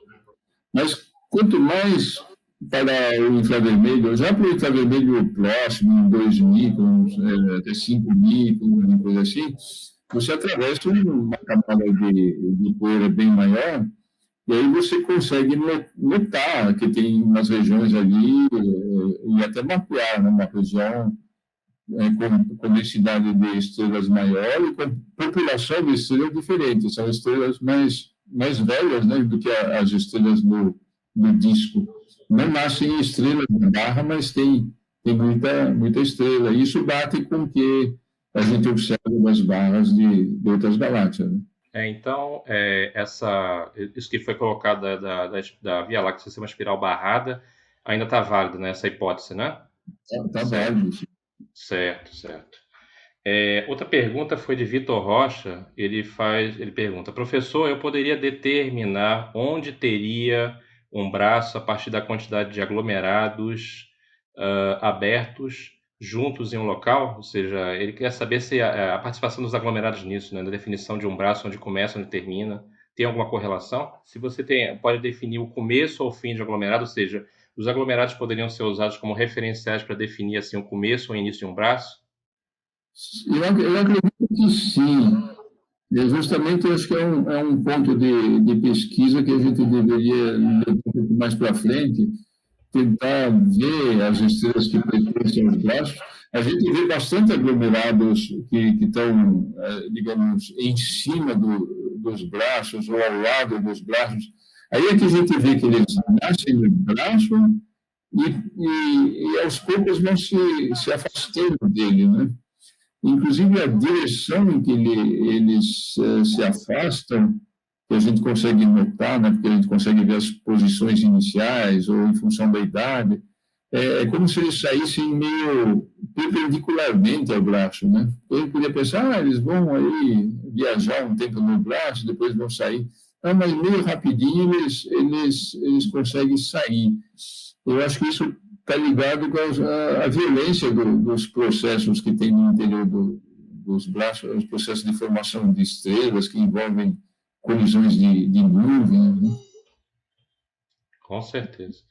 Professora, o Fernando postou no chat o seguinte comentário em relação ao Joas. Todo mundo na Chapada conhece o Joas. O cara é um patrimônio imaterial da Chapada Diamantina. Muito bem. Ficou que eu passei lá, eu fui ver tudo lá em cima. Com certeza. Ok. Agora um comentário de José Braga Neto. Se eu não me engano, ele é diretor do Colégio Maristas aqui de Salvador. Ele faz uma colocação que é muito comum, né? Ao considerarmos limites dos estudos astronômicos, buracos negros, energia, matéria negra, por exemplo, é plausível se considerar os pressupostos religiosos para além dos limites dos estudos astronômicos? É aquela pergunta derradeira, né? Será que a gente está conseguindo enxergar Deus aí? Olha, eu não sei responder. Porque eu lido um pouco com cosmologia, né? Porque você vê que esses problemas que eu estou tratando aí são todos problemas bem chãos, matemáticos, né? Agora, quando a gente vai para a cosmologia, quer dizer, a origem do universo, essa pergunta, o que tinha antes, tinha alguma matéria antes, alguma coisa, eu não sei nada. Mesmo a matéria escura já é um assunto que eu não me dou bem com ele. Eu não gosto de pesquisar isso, não. Normal. Pior que tem outra pergunta de matéria escura daqui a pouco, hein? Mas excelente resposta, professor. É porque é mais um aspecto de filosofia da ciência, né? Mas é importante que essas perguntas sejam colocadas, né? Tiago José Novaes de Brito, ele pergunta: quantas galáxias existem no nosso universo? Porque o senhor no começo mostrou as galáxias, ele gostaria de saber, mas qual seria a quantidade atual, assim, pelo menos assim, que o pessoal imagina que exista, né? De galáxias. Mas é interessante que a gente sempre que vai pensar em contar os objetos, né, a gente chega em números tão grandes. Mas digamos que tem bilhões de galáxias também. Mas elas são mais difíceis de detectar quando estão muito, muito, muito distantes, né? E aí a gente acaba tendo umas avaliações, assim, de quantidade de matéria, mas que já não é propriamente. Tem a questão do redshift, né? Quer dizer, quanto mais distante a galáxia, mais ela está afastada das frequências que a gente observa pelo deslocamento para o vermelho, né? Então, daí você tem que começar a contar as galáxias, contar em rádio, por exemplo. Tem um esforço aí na Paraíba, estão construindo um radiotelescópio Bingo, Bingo. e que ele vai, digamos, deixar passar o céu e ficar contando as galáxias numa certa faixa de comprimento de onda rádio, né? Eu acho que por aí que tem que ir, mas eu não sei dizer, mas são bilhões. Com certeza. É muito complicado você definir, mas a gente colocar na ordem, na casa dos bilhões, né, já é bastante razoável, né? Nem dezenas, nem centenas, mas bilhões, assim, xxx, né? Próxima pergunta foi de Lucas, né? Que a gente agradece que Lucas, desde o primeiro curso, né? O professor Daminelli sempre posta perguntas, sempre perguntas muito interessantes, não que as outras não sejam. Lucas Oliveira pergunta: professor, a matéria escura tem. Olha a matéria escura. A matéria escura tem papel determinante na estrutura da Via Láctea ou a matéria ordinária é predominante nesse caso? Então, eu diria assim, que eu acho que a matéria escura não tem um papel predominante. É engraçado que, digamos, muitas pessoas que querem trabalhar com integração de órbitas, elas querem basear a curva de rotação no modelo da galáxia, né? E aí, no modelo da galáxia, eles vão pôr num halo, vão pôr uma certa quantidade de matéria escura, vão pôr as estrelas, o disco, e chegam lá e vão ir ajustando para chegar na curva de rotação observada, né? E eu acho que esse não é o caminho certo, porque, digamos, se você tem a curva de rotação, ela já te dá diretamente a força gravitacional. Por quê? Porque a curva de rotação é que nem a velocidade de rotação de um planeta, praticamente. Você vai saber que ali a, a força de atração para o centro, né, é compensada pela força centrífuga. Quer dizer, a força gravitacional é compensada pela força centrífuga. Eu consigo medir a velocidade do objeto, então eu sei qual é a força centrífuga, né, porque entra ali o quadrado da velocidade, essas coisas. Mas aí, digamos, eu tenho uma medida direta do campo de força. E as outras pessoas que trabalham com isso preferem, não, a gente tem que partir de um modelo, então faz um modelo, mas como é que eles vão saber se o modelo está certo? Eles vão e ajustam a curva de rotação. Fala, bom, então eu estou saindo direto da curva de rotação. Aí isso me tira a obrigação de decidir qual é a fração de matéria escura que tem no disco, por exemplo. Eu não sei, né? Eu não vejo evidência de matéria escura no disco, né? Pode ser que no halo lá tenha, mas por que eu acho que no disco não tem? Porque eu estou familiarizado com os problemas de contagens de estrelas e também com os métodos para contar a massa do meio interestelar. Eu acho que no meio interestelar o pessoal está desprezando muito a quantidade de molécula H2, né? O pessoal conta o H2, o H grande 2 do grande, né, que é o hidrogênio ionizado, e conta o hidrogênio neutro. Mas uma fração importante do meio interestelar frio, pelas teorias de astroquímica que a gente vê, as outras moléculas que observa e tudo, deve estar na forma de molécula H2. Agora, como é que o pessoal avalia a quantidade de moléculas H2? Depois falamos aqui da onde a gente vive, e consegue, de alguma forma, por outras moléculas, deduzir qual a quantidade de H2 e faz uma relação entre H2 e CO. E a molécula CO é fácil de observar. O problema da molécula H2 é que ela não tem dipolo elétrico, então ela não emite radiação se ela está fria. Ela só vai emitir alguma coisa se ela for assim, sujeita a ondas de choque muito forte, ou coisa assim, que acabam produzindo lá a radiação de quadrupolo. Mas a radiação de dipolo, que é o comum, ela não emite. Então, você não sabe se ela existe ou não. Mas o pessoal faz essa relação com a quantidade de CO. Mas essa relação é errada, porque, digamos, quando a gente vai... A gente sabe que o carbono e o oxigênio, eles foram sintetizados no interior de estrelas, né? Enquanto que o hidrogênio e o hélio foram sintetizados no Big Bang, digamos, né? Um pouquinho de cosmologia a gente tem que saber também aí.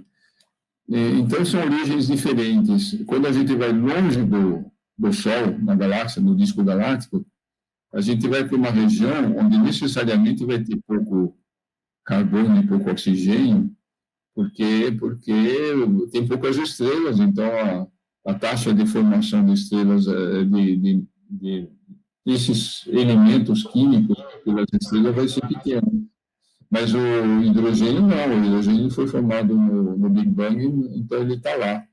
Então eu acho que o hidrogênio H2 tá subestimado, e se a gente coloca lá, a gente explica a curva mais ou menos plana, a curva de rotação da galáxia, que o pessoal costuma usar como argumento para dizer que tem matéria escura, né?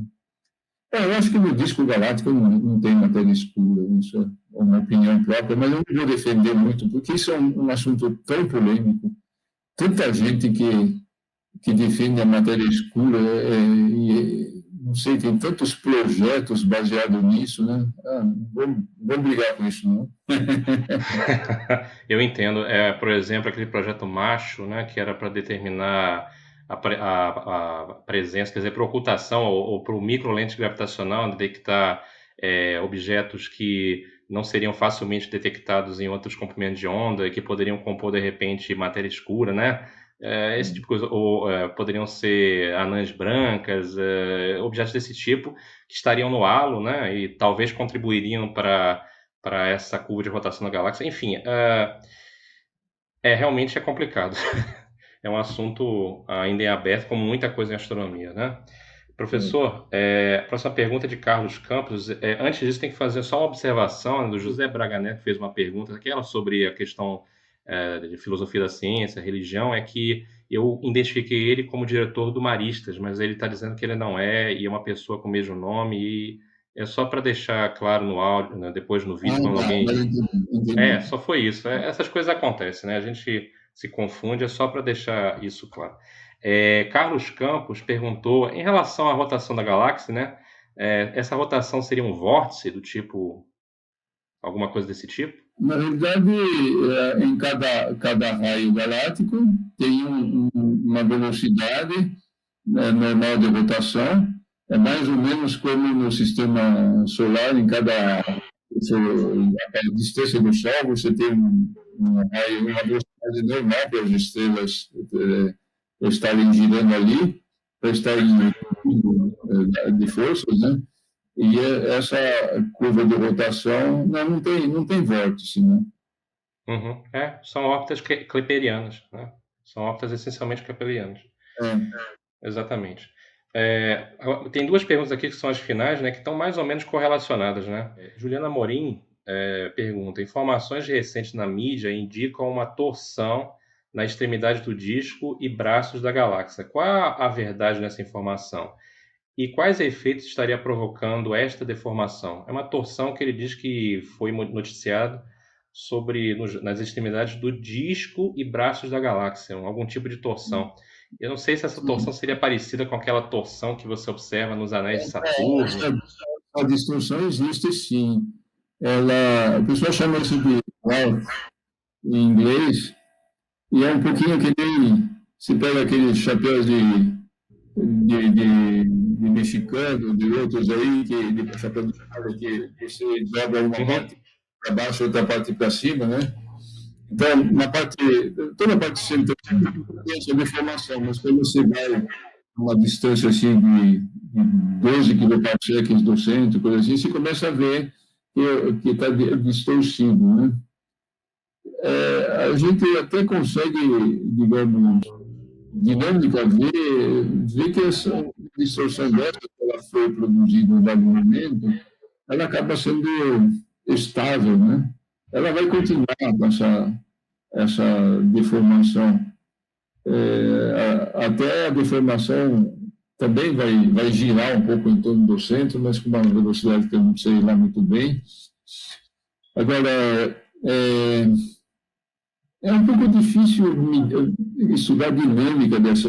Bom, primeira coisa, essa coisa existe sim, né? É difícil estudar a dinâmica e acho que agora que tem os dados, porque os dados do Gaia não vão até lá, né? O Gaia também ele tem medidas muito precisas de velocidade de distâncias, até uns 3, 4 kPa de onde estamos, quer dizer, justamente até 12 kPa, coisa assim. Depois já começa a ficar, assim, as barras de erro meio grandes. Mas, de alguma forma, como a gente está aqui querendo ver a extensão de determinadas estruturas e tudo, acho que a gente vai acabar entrando na observação, né, na caracterização exata dessa deformação. Deformação que existe, sim. Agora, qual que foi a causa? Eu até imagino que passagem próxima de duas galáxias, que uma outra galáxia passou perto do nosso sistema, possa ter produzido uma espécie de efeito de maré, né, e que deformou. Exato. Eu estava pensando quando eu usou o termo de torção, porque essa torção, entre aspas, que foi citada deixa eu ver aqui o nome dele, pelo último, pelo Juliano, eu sinceramente não estava por dentro, não conhecia. Quando ele falou o termo torção, eu já pensei em alguma coisa do tipo que é observado nos anéis de Saturno, né? Que você tem corpos massivos, que são luas, né? Que elas orbitam dentro dos anéis ou cruzam o plano dos anéis. Não, cruzar não cruza, mas cruzam, a órbita é ligeiramente inclinada em relação a eles. E eles fazem um efeito parecido, né? Ou seja, de novo, aquela questão que o senhor tinha levantado de sistema solar, né? Aquela teoria toda que foi feita pode ser usada para explicar a estrutura da própria galáxia, né? Pelo menos na minha concepção. A última, assim, eu vou fazer essa última pergunta. Eu sei que a gente já está um pouquinho adiantado na hora, não sei se o senhor tem disponibilidade, né, para se alongar. Sem Tudo problema. bem. Obrigado pela possibilidade. Que é a última pergunta, né, que foi postada. Vitor Rocha, professor, seria correto dizer que essa zona de corrotação seria um falso braço? A zona de corrotação, ela é causada pelos braços, né? Porque, digamos, o que a gente mediu é a velocidade de rotação dos braços, e aí a gente colocou no modelo os braços que a gente conhece, né, de Carina, de Perseus e coisa assim, com a forma e a massa que a gente conhece, consegue modelar, E aí apareceu naturalmente essa zona de corrotação, e então ela é causada pela rotação dos braços, que é a rotação diferente mas porque isso então nos coloca, a gente se coloca no sistema em rotação junto com os braços para conseguir entender a galáxia. Senão, se você se coloca num sistema em que tudo anda, os braços andam, as estrelas andam com velocidade diferente, coisa assim, você não enxerga nada, né? De repente, você se coloca nesse sistema, você consegue perceber essas estruturas todas. Mas isso exclui que seja, digamos, devido à barra ou devido a outra coisa, porque a gente conseguiu fazer uma modelagem que explica bem direitinho os moving groups aí, só com os braços, né? Certo. Professor, agora só umas colocações minhas. É porque o senhor falou CO, né, o monóxido de carbono, né? E aí eu lembrei de um trecho, né, que o senhor deu uma entrevista para um livro, né, no Reino dos Astrônomos Cegos, e o senhor justamente lá o senhor diz justamente a dificuldade que foi para montar aquele instrumento que está atualmente lá na Barra Funda, né, que o IAG se mudou para a cidade universitária, mas o instrumento continua lá. E eu me lembro que eu cheguei algumas vezes, fui lá na Barra Funda e eu vi aquele instrumento, eu ficava olhando, falando qual foi para que serviria aquilo. Só descobri quando fui ler o livro 10 anos depois. Lá no livro o senhor reporta que foi uma dificuldade enorme para montar aquele instrumento em função de variações cambiais, dificuldade para liberação de materiais, insumos para a construção do instrumento. E quando ele já estava operacional, pelo menos no livro se diz, ele já havia um sorvete equivalente que estava sendo feito no Japão e que inviabilizou um pouco, né, o impacto. Inclusive, eu fiquei tão interessado naquilo que eu fui procurar esse artigo, né, para ver o artigo. Encontrei o artigo dos japoneses e fiquei vendo pelo menos o resumo, né, porque curiosidade, né, que eu fiquei tão curioso para saber. E hoje em dia a gente está construindo, quer dizer, o senhor tem participação no projeto Lhama. O que eu queria discutir é isso. Tá mais fácil agora, mais difícil fazer ciência? O fluxo de recursos continua constante? Qual é a sua impressão em relação a isso, professor? Vou dizer o seguinte, era fácil não tá, porque a gente fez um acordo com a Argentina. Claro, a gente está instalando lá nos Andes, a 4.800 metros de altitude, justamente porque essas moléculas todas, o CO e outras, são muito menos absorvidas pela atmosfera quando a gente vai a grande altitude, né? Então, a gente fez um acordo lá de fazer meio a meio. E a FAPESP aqui em São Paulo pagou a parte dela. Então, a parte do Brasil era construir a antena, né? Uma firma que é a mesma que construiu as antenas do ARM, né? E os argentinos, bom, eles colocaram investimento no tempo lá, tinha que fazer uma estrada para chegar até o ponto escolhido, tinha que aplanar o terreno ali, mas tinha várias outras coisas para fazer, tinha que fazer a base de concreto, que vai fundo na terra ali, em cima da qual a antena é montada e coisa assim, e eles ficaram lá sem recursos, né? A crise econômica pegou forte na Argentina.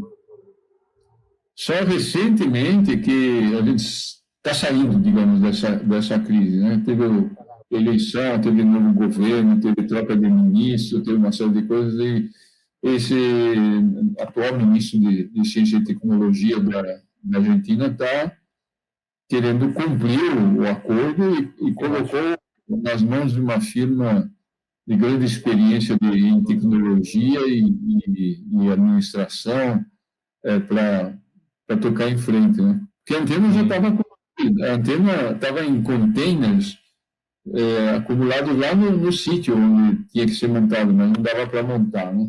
Agora não, agora, digamos, estão trabalhando e eu tenho a impressão que a primeira luz da antena vai acontecer no tipo final do ano que vem, 2022. Isso é a promessa, o cronograma deles, né? O nosso lado é bom, a gente tem trabalhando bastante sobre várias coisas, aparelhos para medir com mais precisão o apontamento, para melhorar a superfície da antena, métodos de holografia e coisas assim, isso aí tá indo bem, tá? Mas fácil não foi, a gente passou muito tempo de incerteza, assim, né? Quer dizer, naquela época daquele radiotelescópio pequeno que você está se referindo, foi aquela época de inflação extremamente alta, né? As É, pessoas ganhavam um salário e já iam correndo para o supermercado para comprar as coisas, porque eu passava lembro. tinha desvalorizado tudo. Então, era antes do Plano Real. E vinha junto com as dificuldades de importação. Era uma dificuldade atrás da outra, né? Isso ia atrasando, claro. Não, aquele lá acabou não dando certo, se tornou inviável, porque no fim, aí as pessoas mudam também. A gente pega um pós-doc, pega um técnico, aí com o tempo o técnico vai achar um outro emprego melhor em outro lugar, ou o pós-doc determina a bolsa de pós-doutoramento. Então, teria que ter uma renovação de pessoas e muitas vezes a gente não consegue ter essa renovação, né? Entendi, claro, com certeza. E parece que os detectores, as cornetas, os detectores, alguns deles estão sendo feitos no Brasil. Isso é verdade, professor? Porque eu acho que eu li isso no site do próprio projeto. Eu estou equivocado? Do Lhama, É, do Lhama. da Argentina. É. Eu diria assim, os receptores que a gente vê. A tecnologia é muito complicada, muito difícil, né? Porque eles são refrigerados a temperatura de hélio líquido, então tudo acontece dentro de um criostato, e os componentes, assim, tipo os guias de onda, são assim, muito pequenininhos, né? Tudo requer uma precisão muito grande. E esse tipo de receptor você não vai comprar no comércio, não existe Uhum, quem faça receptor de, sei lá, 200, 300, 400 gigahertz, né? uhum, Mas, mundialmente, tem centros que se especializaram em fabricar receptores. Por exemplo, o ALMA, né? O ALMA é o maior interferômetro ali, ele tem 66 radiotelescópios e ele é mantido por Estados Unidos, Japão, Canadá, Europa toda, enfim, é muito dinheiro. Quando cada radiotelescópio do ALMA tem, em princípio, vai ter ainda, né, não completou, 10 receptores.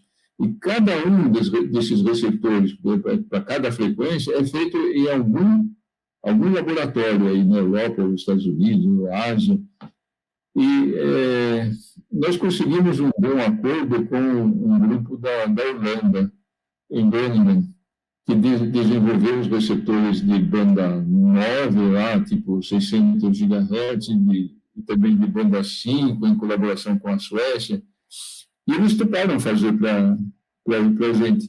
Porque, olha, um laboratório que fez 66 receptores iguais para pôr em cada um daqueles radiotelescópios do ALMA, geralmente ele fez mais alguns aí, para se der problema, isso, e tem peças sobressalentes, então com facilidade ele faz mais um. Né? certo. Professor, então, para a gente terminar, de novo agradecendo, como sempre, a generosidade do senhor em dividir seus conhecimentos, né? E o seu tempo também, porque a gente sabe que um pesquisador E se ela divide aí. está trabalhando justamente no desenvolvimento É, de mais um receptor para a gente. Né? Então, tem dois hum, que estão ali prontos e garantidos, que e bom. tem engenheiros daqui que foram e tudo. É o de E, banda 9 ou de banda 5. Então, a nossa primeira luta vai começar com isso. Depois a gente espera colocar mais receptor. certo. Professor, então, para terminar, professor, a gente agradece a presença do senhor no nosso curso. Agradecemos a generosidade do senhor de dividir seus conhecimentos, seu tempo com a gente, porque a gente sabe que um pesquisador tem N funções, orientação, como o senhor gerencia projetos, etc. Tanto de pesquisa como instrumentação, que é o campo de trabalho do senhor. Eu só vou fazer aquela pergunta que eu estou fazendo para todos os pesquisadores, a grande maioria dos pesquisadores que a gente tem a oportunidade de conversar, que é qual o conselho que o senhor daria para uma pessoa, um menino que gosta muito de astronomia, que esteja no ensino médio, de repente ele esteja ouvindo a gente, talvez seja desestimulado pelos colegas ou de repente até pela própria família, porque a gente tem aquela noção de que astronomia ou ciência em geral é muito difícil, não só aqui no Brasil como no mundo inteiro, ou aquele estudante de física que está lá queimando a mufa, desculpe o coloquial, mas queimando a mufa para tentar aprender Física 1, porque a gente sabe que a dinâmica do ensino superior é diferente do ensino fundamental e médio. Qual o conselho que o senhor tem, assim, profissional, ou em relação, assim, que a pessoa que gosta muito de astronomia, o que ele deve fazer, deve persistir, enfim. Qual a experiência do senhor a opinião do senhor em relação a isso? Eu acho que o aluno ele deve fazer um curso de física ou de astronomia ou de engenharia, o que tiver mais fácil ali para ele, né? Fazer o curso de graduação. Bom, daí necessariamente depois tem que fazer um curso de pós-graduação, não tem como escapar, né? A pós-graduação ela vai dar uma formação em astronomia um pouco mais sólida, tem matérias que nem evolução estelar, processos radiativos, bom, tem na USP, mas tem outros lugares também, na UFRJ, tem em Porto Alegre. Então, a pessoa deve, digamos, pleitear para se inscrever numa pós-graduação e, quer dizer, para isso tem que se preparar um pouco, mas tendo um bom curso de graduação, entra, né, na graduação.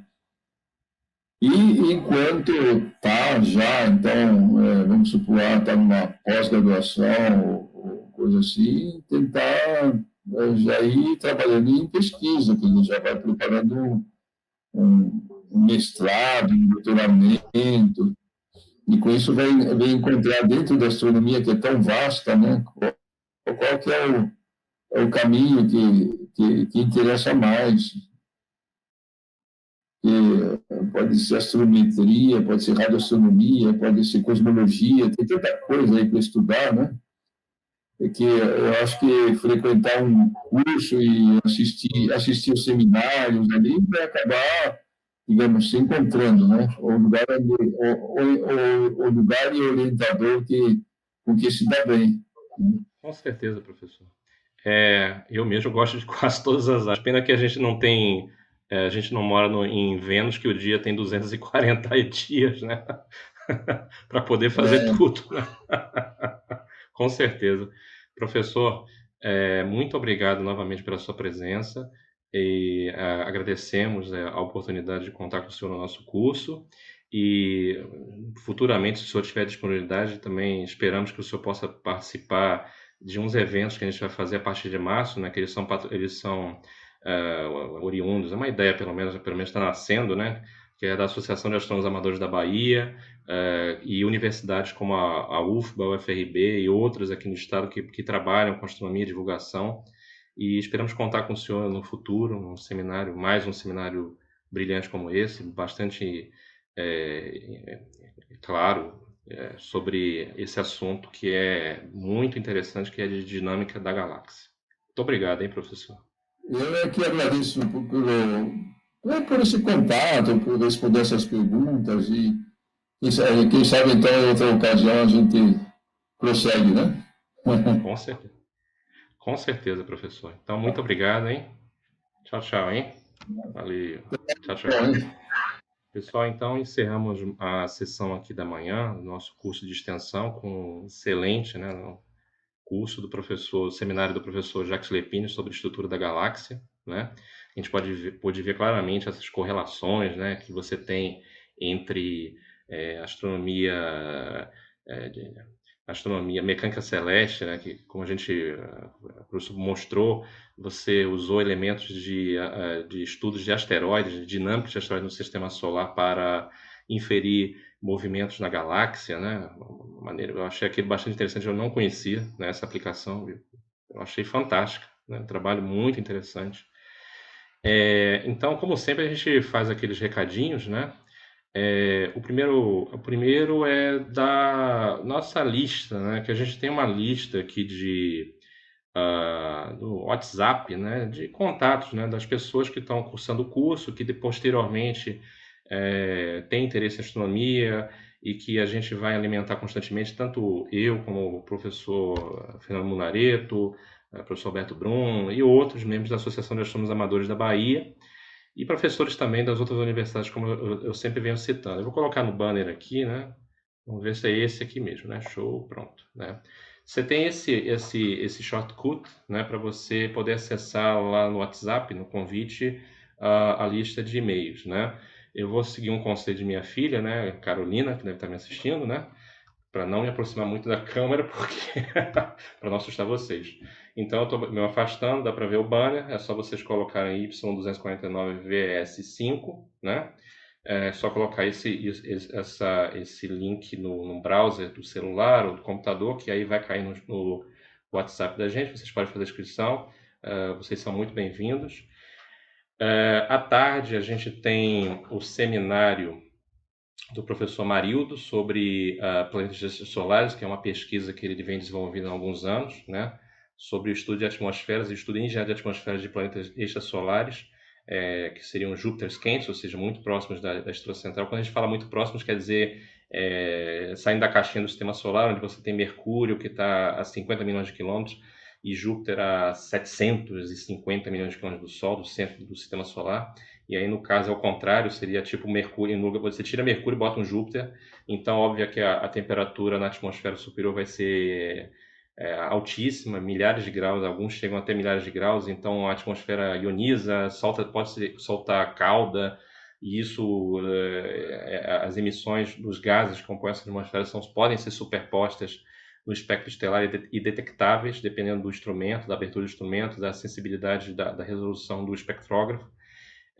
Eu estou chutando, o professor Mario depois me corrija, mas assim, eu estou chutando baseado no que eu li, assim, enfim. A gente vai ser agraciado com mais um seminário excelente, como o que foi agora do professor Jacques, o professor Marildo, às 14h. Para vocês assistirem esse seminário, a gente tem os links, já foram enviados aí por e-mail, também pela nossa lista. E só a pergunta do Juliano, que eu não terminei, porque o professor Caio voltou, é que o livro que eu estava me referindo era No Reino dos Astrônomos Cegos, do Ulisses Capa. Ele foi editor da Científica American Brasil. O nome do livro é No Reino dos Astrônomos Cegos, acho que era uma tese de doutorado que ele teve na USP. Ele entrevistou vários radioastrônomos brasileiros, por exemplo, o professor Jacques Lepine entrevistou o falecido Pierre Kaufmann, que se tivesse vivo convidaria, porque eu sou fãzão dele, do Pierre também, do trabalho dele, tanto do professor Jacques Lepine, porque até eu falei isso com o professor, né, que eu, quando eu era criança, eu tinha 16 anos, eu observei em Búzios, no Observatório de Búzios, né, de um astronomador de lá, uma galáxia chamada NGC 4945, que o professor Lepine, com outro pesquisador, descobriu nessa galáxia, usando um radiotelescópio aqui no Brasil, o radiotelescópio de Itapetinga, hoje rebatizado de Rádio Observatório de Pierre Kaufmann. Eles descobriram maser, né, uma fonte seria equivalente a laser, só que não visível, mas no micro-ondas, gerado por moléculas de água, né? Ele descobriu nessa galáxia que eu observei quando era menininho, 16 anos, né?